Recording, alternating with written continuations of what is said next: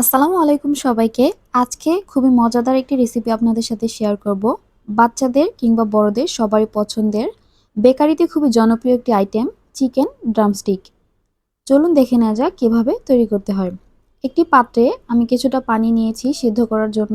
Drumstick তৈরি করার জন্য আমি যে রানগুলো নিয়েছিলাম মুরগির সেগুলো এখানে দিয়ে দিব। সাথে কিছুটা লবণ দিয়ে দিব ও আদা ও রসুন বাটা। আমি কিছুটা তেজপাতা এখানে ছোট ছোট করে টুকরো করে নিয়েছি, সাথে দিয়ে দিব। এখন ভালোমতো সিদ্ধ হওয়ার জন্য ঢাকনা দিয়ে ঢেকে দেব। যতক্ষণ পর্যন্ত ভালোমতো সিদ্ধ না হবে ততক্ষণ পর্যন্ত অপেক্ষা করব। আমার রানগুলো সিদ্ধ হয়ে গিয়েছে। এখন এগুলোকে একটা পাত্রে উঠিয়ে নিব। ঠান্ডা হওয়ার পর হাড় থেকে মাংসগুলোকে আলাদা করে নিব। আলতো হাতে মাংসগুলোকে আলাদা করে নিব আর হাড়গুলো আরেক পাশে সরিয়ে রাখবো, কারণ এই হাড়গুলো পরবর্তীতে আমরা ব্যবহার করব।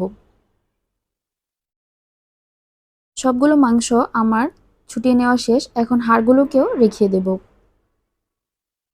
আর যে অবশিষ্ট মাংসগুলো ছিল সেগুলোকে ব্লেন্ডারে ব্লেন্ড করে নিব। আপনারা চাইলে একটা ছুরির সাহায্যেও মাংসগুলোকে কিমা করে নিতে পারেন। আমি ব্লেন্ডার জারে হালকা একটু ব্লেন্ড করে নিয়েছি। এখানে আরও দিয়ে দিলাম ম্যাশ করা আলু। আমি কিছুটা আলু সিদ্ধ করে এখানে ম্যাশ করে নিয়েছি। অতিরিক্ত আলু দিতে যাবেন না, এতে করে এটার স্বাদটা নষ্ট হয়ে যাবে। এখন এখানে দিয়ে দিব লবণ। আমি মাংস সিদ্ধর সময় কিছুটা লবণ দিয়েছিলাম, তাই এখানে অল্প লবণ দিব। সাথে দিয়ে দিব ধনিয়ার গুঁড়ো, আরও দিয়ে দিব ভাজা জিরার গুঁড়ো, দিয়ে দেব কিছুটা গরম মশলা গুঁড়ো।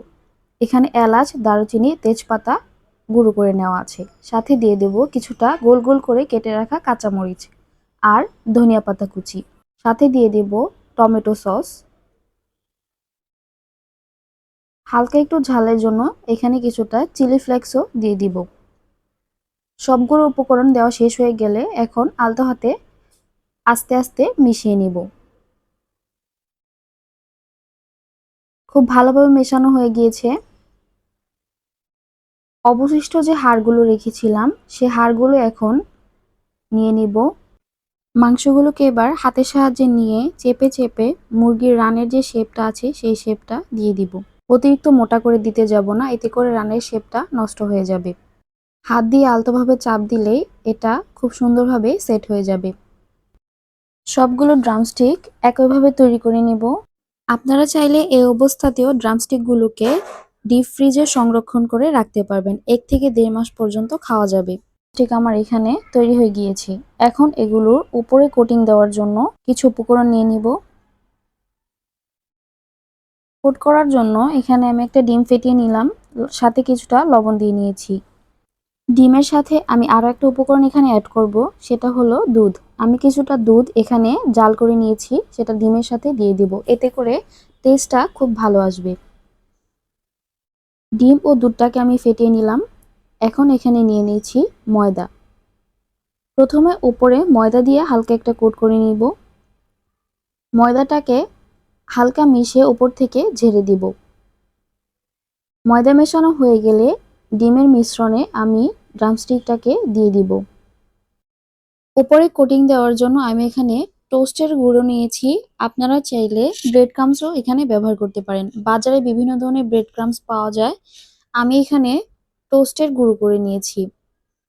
এখন উপরে একটা কোটিং দেওয়া হয়ে গেলে আবারও ডিমের মিশ্রণে দিয়ে দিব দ্বিতীয়বার কোট করে নেওয়ার জন্য। আপনারা চাইলে একবারও কোটিং করতে পারেন, তবে ২ বার কোট করলে এর উপরের ভাগটা একটু ভারী হয় আর খেতেও মজা হয়।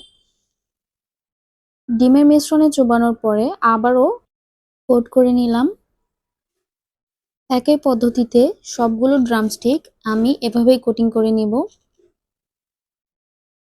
খুব সুন্দরভাবে সেট হয়ে গিয়েছে। আপনারা চাইলে এই অবস্থাতেও ডিপ ফ্রিজে সংরক্ষণ করে রাখতে পারেন। সবগুলো ড্রামস্টিক আমার সেট করে নেওয়া শেষ হয়ে গিয়েছে। এখন এগুলোকে ভেজে নিব।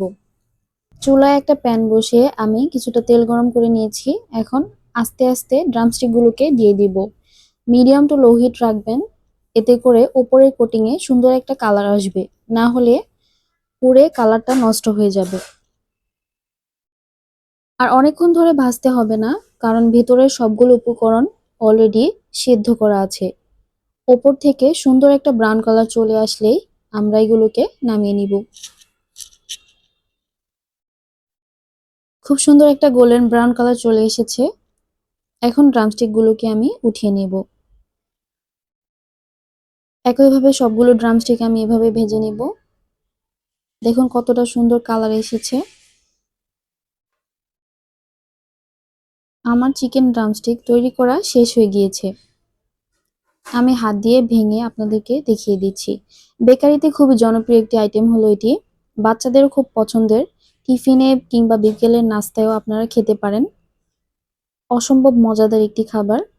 বাসায় অবশ্যই ট্রাই করবেন। এতক্ষণ আমার ভিডিওর সাথে থাকার জন্য ধন্যবাদ সবাইকে। আমার চ্যানেলটি লাইক ও সাবস্ক্রাইব করে পাশে থাকবেন।